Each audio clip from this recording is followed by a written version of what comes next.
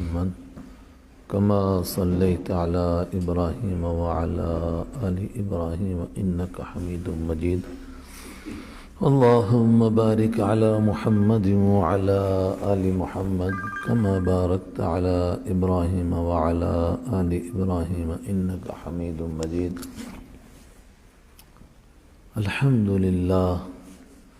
الحمد لله الذي هدانا لهذا وما كنا لنهتدي لولا أن هدانا الله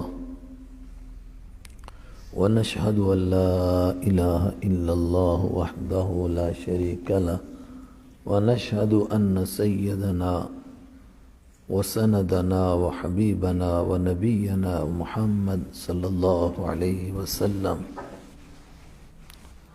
أعوذ بالله من الشيطان الرجيم. بسم الله الرحمن الرحيم. يا أيها الذين آمنوا اتقوا الله ولتنظر نفس ما قدمت لغد واتقوا الله إن الله خبير بما تعملون. صدق الله مولانا العظيم. میرے محترم ساتھیوں، اللہ تعالیٰ کا احسان، اس کا کرم، اس کا فضل ہے کہ اس نے ہمیں اپنے گھر میں اس وقت میں جمع ہونے اور دین کی نسبت سے ملاقات کرنے، مذاکرہ کرنے کی توفیق عطا فرمائی. میں نے قرآن پاک کی یہ آیت آپ کے سامنے پڑھی ہے. انسان کی ہدایت کے لیے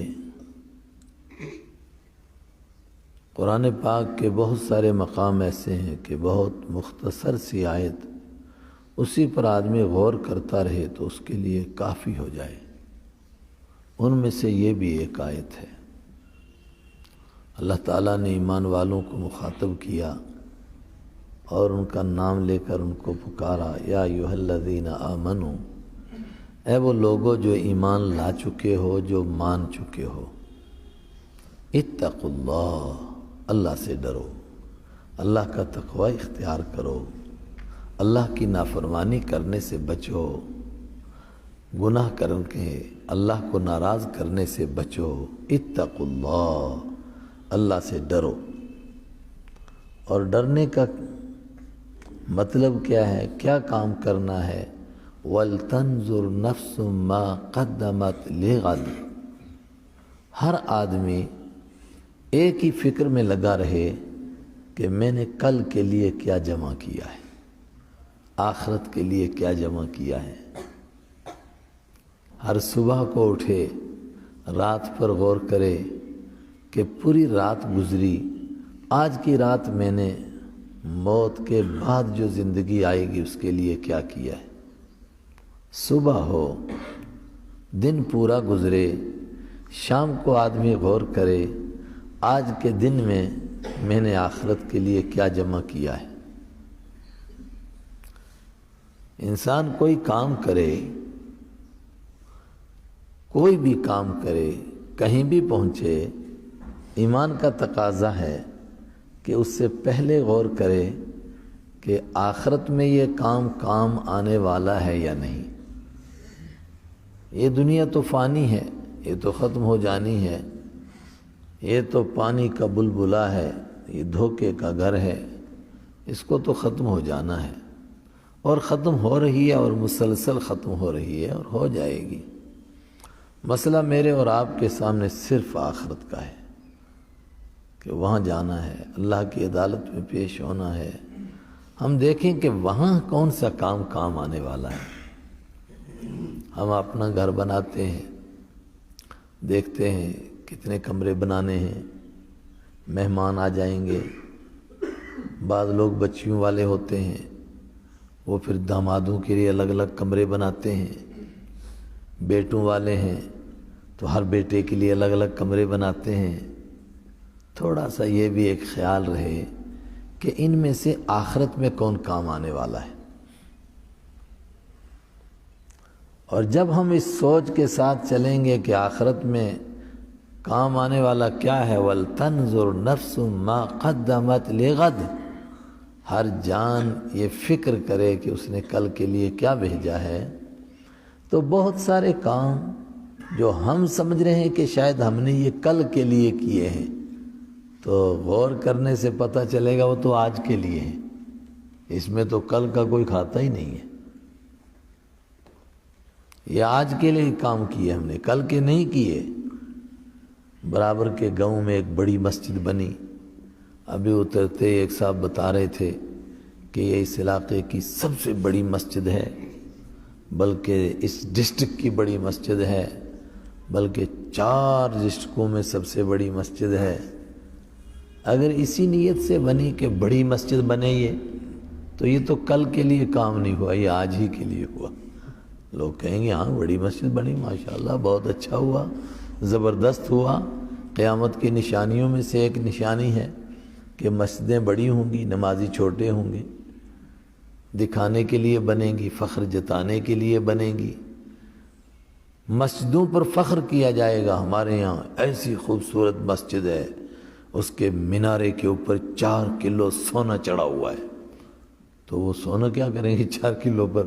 وہاں کبوتر بیٹ کریں گے اور کیا کریں گے؟ تو اس کا آخرت میں کچھ ملے گا، اگر آخرت میں کچھ ملنے والا نہیں ہے۔ اور بہت سارے کام جو ہم کرتے ہیں لیکن ہمارے ذہن میں ان کی اہمیت نہیں ہوتی ہے کہ یہ آخرت میں کام آنے والے ہیں۔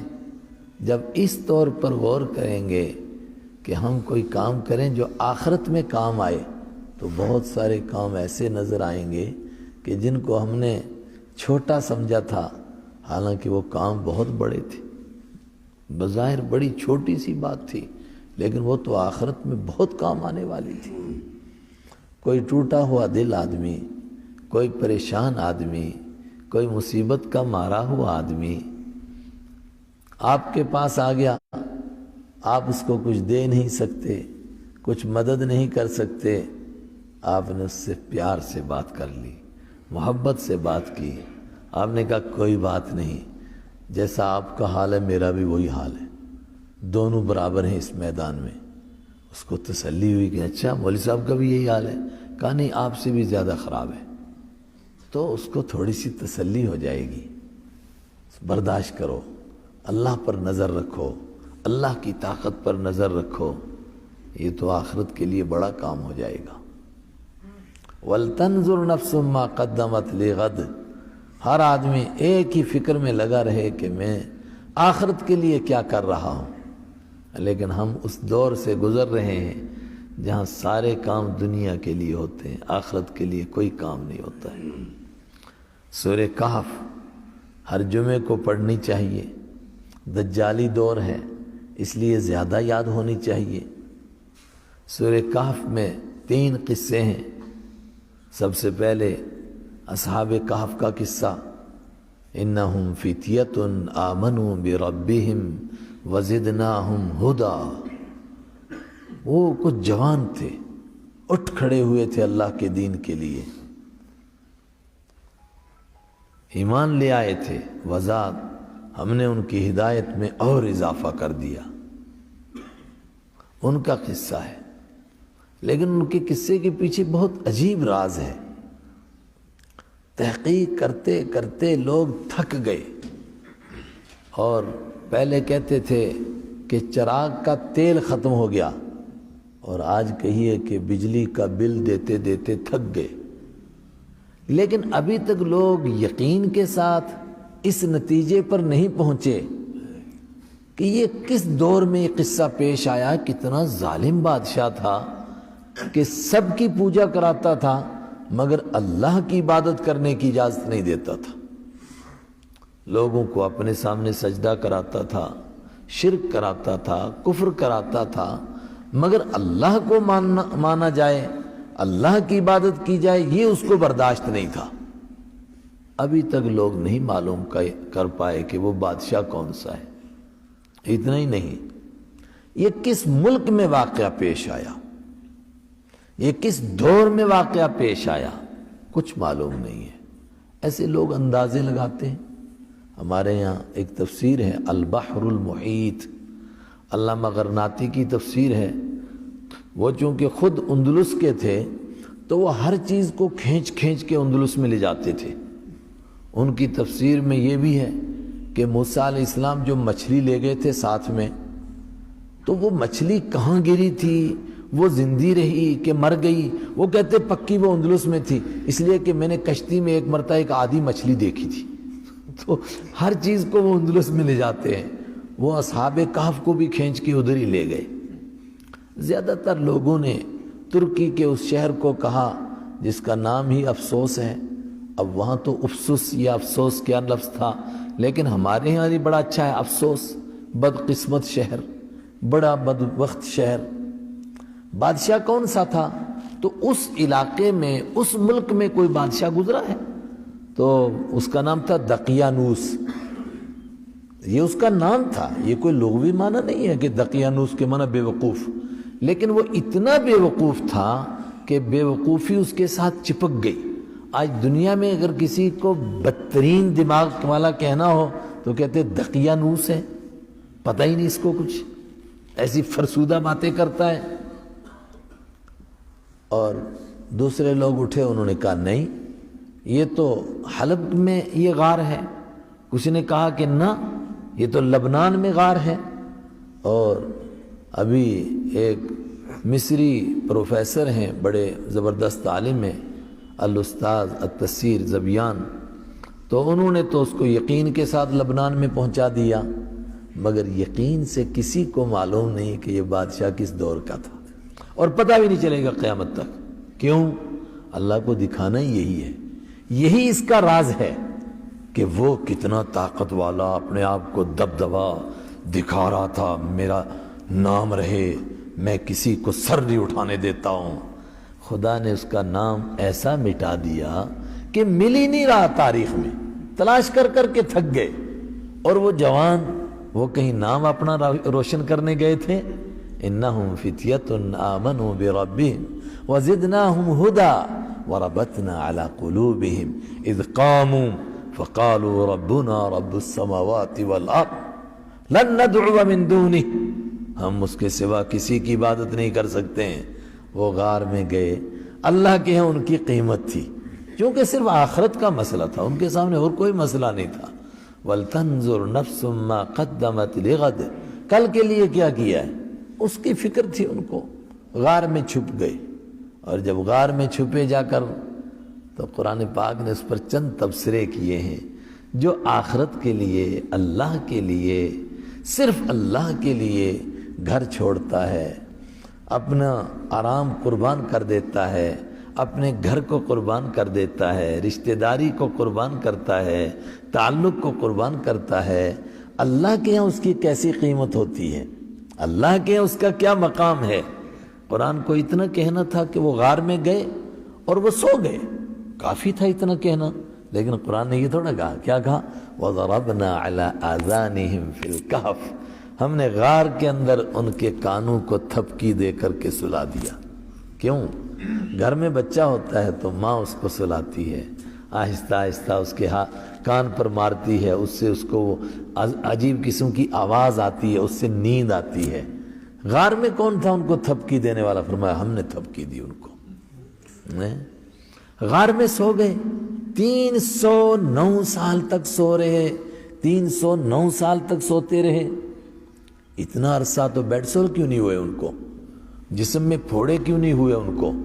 آج جن بیچاروں کی کمر ٹوٹ جاتی ہے نا، نیچے کا حصہ ختم ہو جاتا ہے، ان کے سامنے سب سے بڑا مسئلہ کیا ہوتا ہے کہ وہ درد ان کو یاد نہیں رہتا، مگر ان کے جسم میں پھوڑے ہو جاتے ہیں، اندر سوراخ ہو جاتے ہیں۔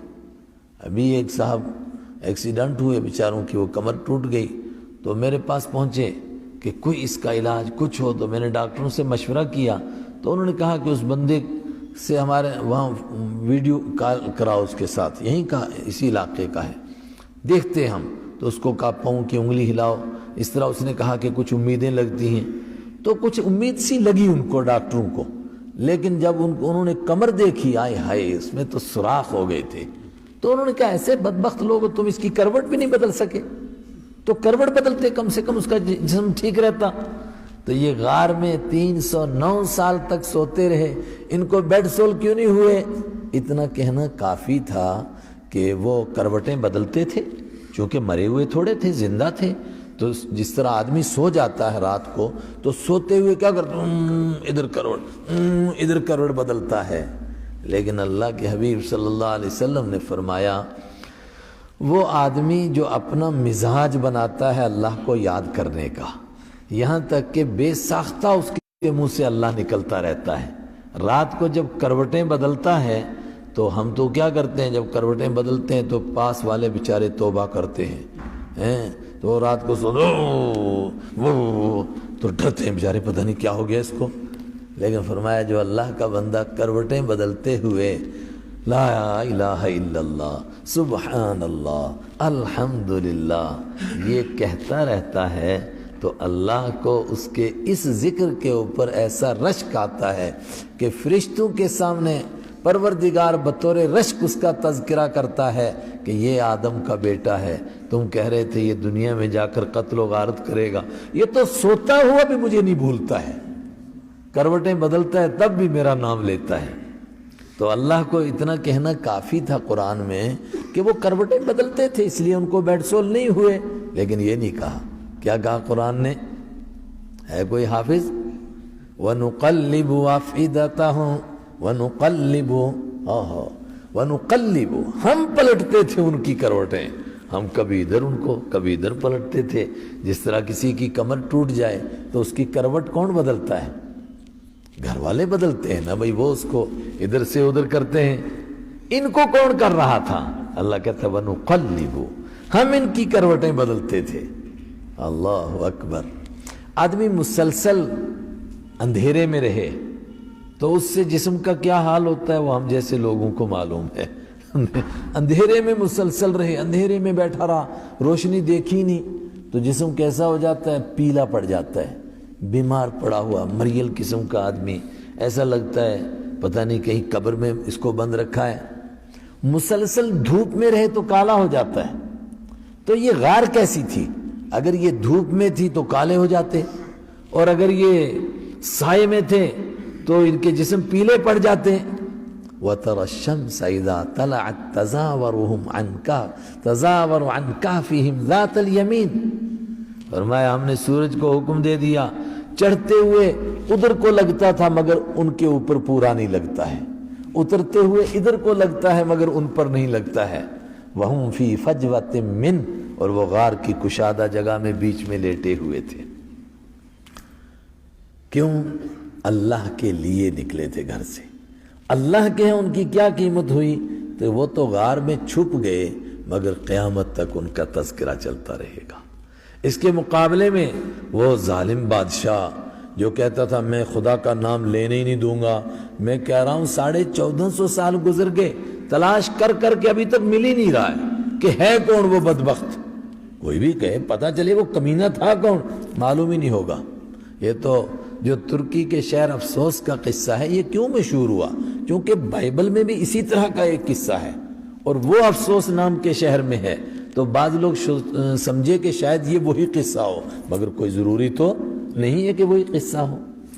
یہ پیش ہوا، اس کے بعد وہ حضرت خضر کا قصہ پیش ہوا، پھر ذوالقرنین کا قصہ پیش ہوا، تو وہ تفصیلی بات ہو جائے گی۔ اس کے آخر میں اللہ نے ایک بات کہی، هل انبئکم بالاخسرین اعمالا، کیا میں بتاؤں سب سے زیادہ نقصان والے لوگ کون ہیں، برباد ہونے والے؟ الذین ضل سعیہم فی الحیاۃ الدنیا وہم یحسبون انہم یحسنون صنعا، یہ وہ لوگ ہیں جن کی ساری زندگی برباد ہو گئی اس دنیا کے لیے، نرسری سے لے کر کے پی جی تک اور اس کے بعد پی ایچ ڈی اور پھر پوسٹ ڈاکٹریٹ تک، سارا کا سارا کس کے لیے تھا؟ اس زندگی کے لیے۔ مرنے کے لیے کہا وہ تو جب مریں گے تب دیکھ لیں گے، تب کیا دیکھے گا، وہاں کے لیے سوچا ہی نہیں کبھی۔ یہ سب سے بڑا برباد ہونے والا طبقہ۔ وَهُمْ يَحْسَبُونَ أَنَّهُمْ يُحْسِنُونَ صُنْعًا، اور وہ یہ سمجھتے رہے مرتے دم تک کہ ہم کوئی بڑا اچھا کام کر رہے ہیں۔ ہائے ہائے، مرتے دم تک سوچتے ہیں کہ ہم اچھا کام کر رہے ہیں، حالانکہ یہ سب سے بڑے برباد طبقہ ہے۔ اور میرے ساتھیوں، وہ لوگ جو ظاہر میں لگتا ہے کہ صرف آخرت کے لیے کر رہے ہیں، صرف آخرت کے لیے، یہ تو بس ول تنظر نفس ما قدمت لغد کی تفسیر ہے جی، کہ کل کیا ہوگا، ہر وقت میں اسی کی فکر میں رہتے ہیں۔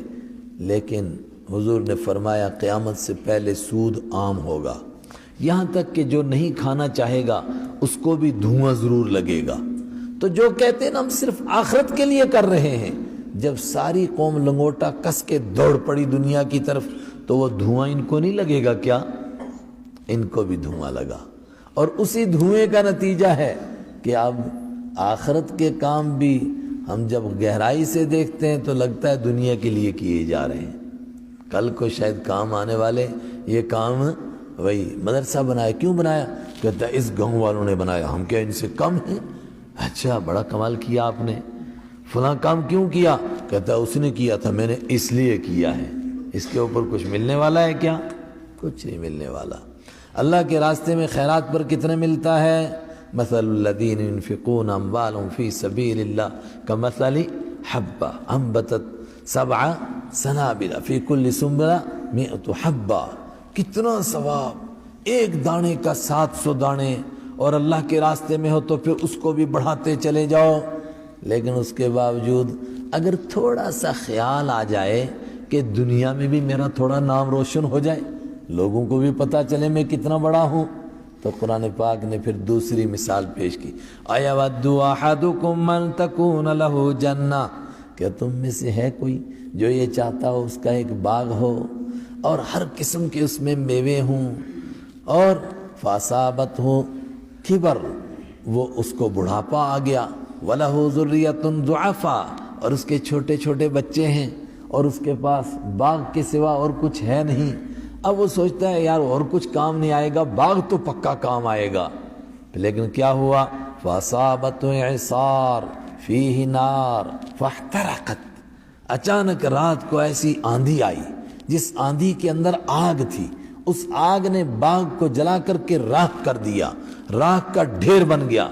اس آدمی کا کیا حال ہوتا ہے اب؟ کتنا افسوس، بچے چھوٹے چھوٹے، کچھ ہے ہی نہیں۔ فرمایا اس سے زیادہ افسوس اس کو ہوگا جو کچھ کام کر رہا تھا دین کے، اور سمجھ رہا تھا کہ کر رہا ہوں آخرت کے لیے، مگر اس میں دنیا بھی گھس گئی تھی۔ اب وہ جب آخرت میں آنکھ کھلے گی تو وہ کہے گا کہ چلو فلاں کام نہیں آئے گا، فلاں نہیں آئے گا، لیکن وہ تو ایک کام آئے گا۔ اور معلوم ہوا کہ اس کے اوپر آندھی چلی تھی ریاکاری کی، آندھی چلی تھی دکھلاوے کی، آندھی چلی تھی منافقت کی، فاحترقت، وہ تو جل کر کے راکھ ہو گیا، وہاں تو کچھ ملا ہی نہیں۔ میرے ساتھیوں، ایک ہی ہمارا کام ہے، ہم اسی کی فکر کریں کہ ہم کو کل کیا ملنے والا ہے، ہم کل کے لیے کیا کام کریں۔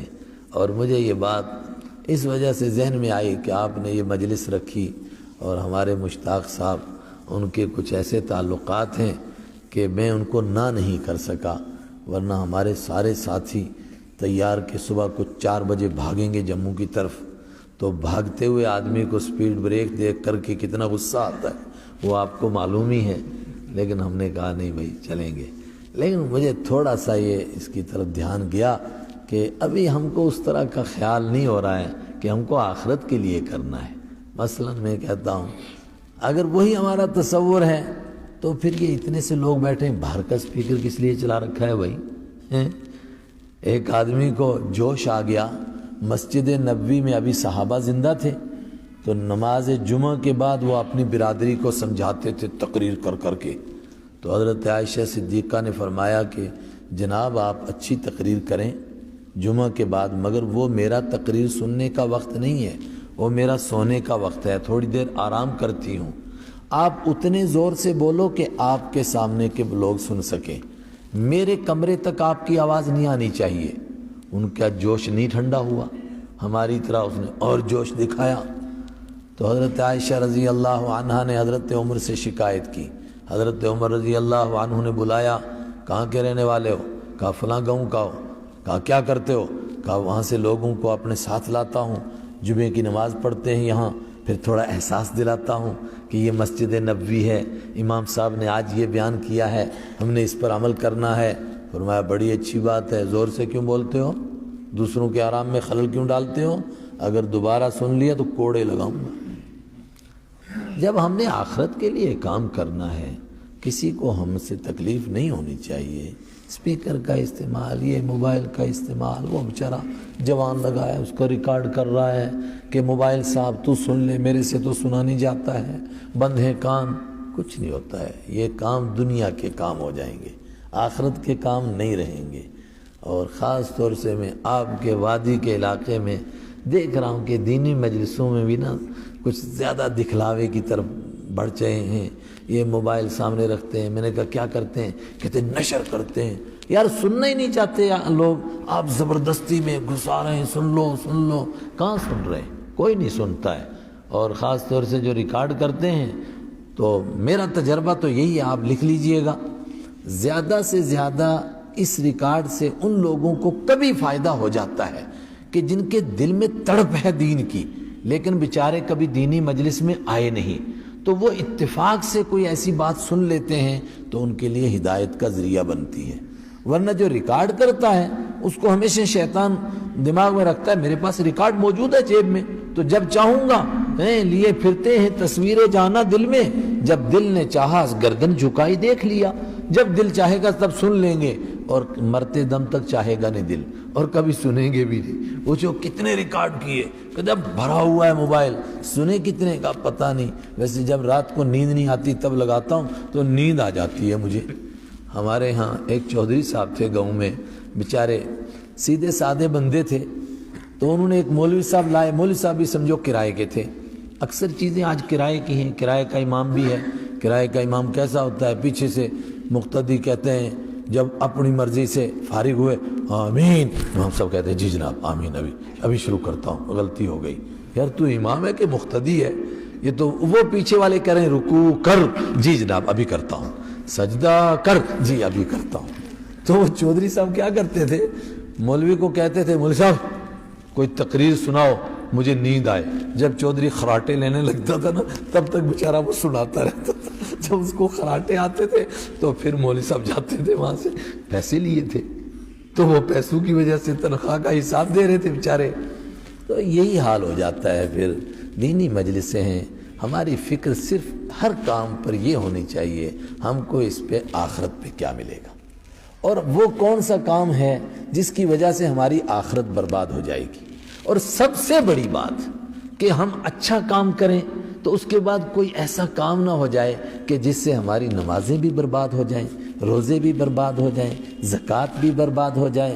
اور آج ہو ایسا ہی رہا ہے، ایسا ہی ہو رہا ہے، ایک دوسرے کی غیبت، ایک دوسرے کی چغلی، جماعتوں کی غیبت ہے نا، مطلب جماعتوں سے مراد الگ الگ چھوٹے چھوٹے ٹکڑے بن گئے ہمارے۔ یہ اس کو یار تم سے نہیں پوچھیں گے کہ کون کیا کر رہا ہے، ہم سے ہمارا ہی پوچھا جائے گا کہ تم نے کیا کیا ہے۔ وہاں دوسروں کے لیے نہیں پوچھیں گے کہ جناب آپ تھے وہاں، فلانی جماعت نے کیا کام کیا، فلانی تنظیم نے کیا کام کیا، نہیں، ہم سے ہمارا ہی پوچھیں گے۔ وَلْتَنْظُرْ نَفْسٌ مَا قَدَّمَتْ لِغَدٍ وَاتَّقُوا اللَّهَ۔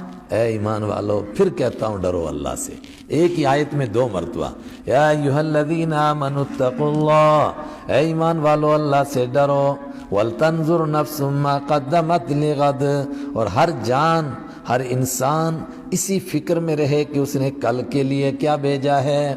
کل کے لیے سمجھے؟ کس کے لیے؟ تو کل کا مطلب کہ یہ ساری دنیا جو ہے یہ پوری مل کر کے کیا بنی؟ آج بنی، اور اس کے بعد جو آئے گا وہ کیا ہے؟ وہ کل ہے۔ پتہ چلا وہ جو ظفر نے کہا تھا نا، کہہ دو ان حسرتوں سے کہیں اور جا بسیں، اتنی جگہ کہاں ہے دل داغدار میں، عمر دراز مانگ کر لائے تھے 4 دن، 2 کٹ گئے آرزو میں، 2 انتظار میں، نہیں جناب غلطی ہو گئی، عمر دراز مانگ کر لائے تھے 1 دن، یہ سارا ایک ہی دن بنا تھا، آگے جو ہے وہ کیا ہے؟ وہ کل ہے۔ واتقوا اللہ، پھر دوبارہ اللہ سے ڈرو، کیوں؟ ان اللہ خبیر بما تعملون، اس لیے ڈرو کہ تم ہر وقت اللہ کے کیمرے کے سامنے رہتے ہو، خبیر، پوری خبر رکھتا ہے، بما تعملون، جو کچھ تم کرتے ہو، جو تمہارے کام ہیں۔ کبھی اکثر وہ چوکوں پر لکھا ہوتا ہے، سڑکوں پر لکھا ہوتا ہے، اس کے کنارے پر نا آپ کیمرے کی نگاہ میں ہیں، آپ کیمرے کی آنکھ کے سامنے ہیں، تو آدمی گھبراتا ہے، پتہ نہیں کیا کیمرہ نوٹ کر رہا ہے، ادھر سے دیکھ رہا ہے کیا کام ہو رہا ہے، تو مسلسل وہ ریکارڈ ہو رہا ہے۔ ایک دفعہ پولیس والوں نے کچھ چور پکڑ لیے، تو میرا ایک جاننے والا تھا، اس نے اس میں ایک بات بتائی تو بڑا ڈر گیا میں اس سے۔ وہ چور بھی بڑے زبردست تھے، تو وہ ہمارے ادھر کے علاقے کی بات ہے، وہ بیچارے تھے ان پڑھ مگر بڑے صحت مند، تو وہ گئے اے ٹی ایم کو چوری کرنے۔ اب ان کو پتہ نہیں کہ اے ٹی ایم کھلتا ہے ہی نہیں، تو خیر انہوں نے پلان بنایا، تو اے ٹی ایم کو اٹھا کر لے آئے، اس کو اکھاڑ لیا نیچے سے، اس کو ٹاٹا موبائل میں لاد لیا، لیکن ان سے کھلا نہیں پھر وہ لاسٹ میں بھی، تو ملا کچھ نہیں ان کو۔ اب ہوا کیا جو مجھے آپ کو بتانا ہے، صحت کیسی ان کی۔ وہ جو ہوتا ہے نا اس کا گارڈ وہاں، وہ بیچارہ نیپالی، اس کو بولتے ہیں بہادر، لیکن ہوتا ہے بیچارہ کمزور۔ تو ایک بندہ گیا ہے اس کے پاس ایسے کر کے نا، تو وہ بہادر ادھر دیکھ رہا تھا، ایسے کیا اور یوں بغل میں دبا لیا جیسے آپ نا کبوتر کو پکڑ کے چھپا لیتے ہیں۔ وہ اس نے آہ بھی نہیں کی، چیخ بھی نہیں، کچھ نہیں، بس اس کو بغل میں دبا لیا۔ تو اس کو کہا کہ بھائی تم لوگ کام کر لو، اور اس کو کہا چپ بیٹھ جاؤ، کچھ نہیں، وہ بیچارہ بغل میں۔ لیکن مجھے جو آپ کو بتانا ہے وہ کیا ہے، وہ سی سی کیمرے لگے ہوئے تھے، وہ سب کچھ یہ دیکھ رہے تھے۔ اب وہ کیمرے کے قریب آ کر نا اپنا منہ چھپاتے ہیں، لیکن کیمرے نے تو دیکھ لیا، اب چھپانے سے کیا فائدہ۔ اچھا وہ لائٹ گل کرتے، ان کو نہیں پتا کہ یہ اندھیرے میں بھی دیکھتا ہے بدبخت، وہ تو سب کچھ ریکارڈ کر رہا ہے اور وہ چھپا رہے اپنے آپ کو۔ تو یہ کہ انسپیکٹر میرے جاننے والے تھے، تو انہوں نے مجھے وہ دکھایا۔ میں زندگی میں کسی چیز سے اتنا نہیں ڈرا جتنا اس سے ڈرا۔ ہائے ہائے، ہم سب کو اسی طرح ریکارڈ کیا جا رہا ہے، ہم اپنے منہ چھپاتے ہیں، خدا کو پتہ ہی نہیں چلا۔ ہم اس کیمرے کے سامنے ہیں جس سے کوئی چیز چھپ نہیں سکتی۔ ان اللہ خبیر بما تعملون، تم جو کرتے ہو سب اللہ کو معلوم ہے۔ اللہ مجھے بھی اور آپ کو بھی آخرت کی فکر کرنے کی توفیق عطا فرمائے۔ اللہم صلی علی محمد النبی الامی وعلی آلہ وسلم تسلیما۔ یا اللہ انت اللہ لا شریک لک مالک الملک۔ اس مجلس کو قبول فرما لیجئے۔ جو لوگ یہاں پر آئے ہیں اور جنہوں نے اس کے لیے انتظام کیا، ان کی اس محنت کو اپنے در میں کام آنے والی چیز بنا دیجئے، اس کو ہماری مغفرت کا ذریعہ بنا، بخشش کا ذریعہ بنا۔ جو باتیں کہی گئیں ان میں جو غلط بات ہے وہ ہمارے ذہنوں سے ہی نکال دے، اور جو صحیح باتیں کہی گئیں ان پر ہم کو عمل کرنے کی توفیق عطا فرما۔ اور یہ اس علاقے کی سب سے بڑی مسجد ہے، تو اس کو مثالی مسجد بنا دے، اس میں وہ کام ہو جائیں جو آپ کے حبیب حضرت محمد عربی صلی اللہ علیہ وسلم کی مسجد میں ہوتے تھے، جو تیاری مسجد نبوی میں ہوتی تھی، جو ایمان بنایا جاتا تھا، جو اعمال کی مشق ہو رہی تھی۔ مالک الملک وہ سارے کام اس مسجد کو نصیب فرما، اور اس مسجد کو اس پورے علاقے کے لیے مثالی مسجد بنا دے، تاکہ دوسرے بھی ویسے عمل کرنے والے بن جائیں۔ مالک الملک، ہم اجنبی قسم کے لوگ، پردیسی لوگ، اچانک ہماری ملاقات ہو گئی، تو جس طرح تو نے یہاں ملاقات نصیب فرمائی، تو اسی طرح محشر کے میدان میں ملاقات نصیب فرما، اپنے عرش کے سائے میں ملاقات نصیب فرما، اپنے حبیب کے حوض کوثر پر ملاقات نصیب فرما، ان کے پڑوس میں جنت میں گھر نصیب فرما، وہاں ہمیں ملاقاتیں نصیب فرما۔ وصلی اللہ تعالی علیہ وعلی آلہ واصحابہ اجمعین برحمتک یا